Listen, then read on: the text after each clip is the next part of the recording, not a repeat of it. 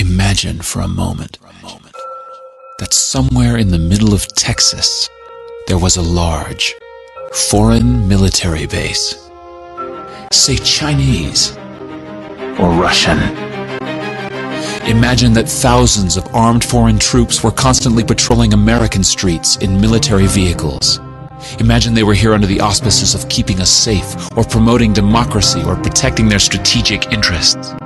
Imagine that they operated outside of U.S. law and that the Constitution did not apply to them.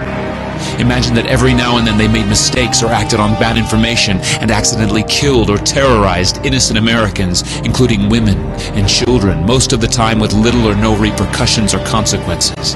Imagine that they set up checkpoints on our soil and routinely searched and ransacked entire neighborhoods of homes.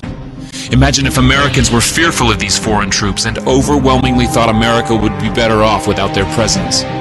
Imagine if some Americans were so angry about them being in Texas that they actually joined together to fight them off in defense of our soil and sovereignty because leadership in government refused or were unable to do so. Imagine that those Americans were labeled terrorists or insurgents for their defensive actions and routinely killed or captured or tortured by the foreign troops on our land. Imagine that the occupiers' attitude was that if they just killed enough Americans, the resistance would stop, but instead, for every American killed, 10 more would take up arms against them, resulting in perpetual bloodshed.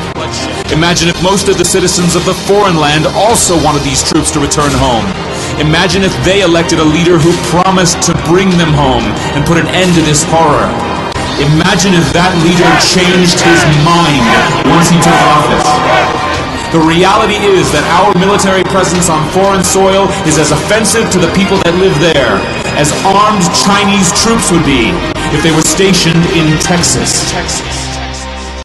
Shutting down military bases and ceasing to deal with other nations with threats and violence is not isolationism. It is the opposite.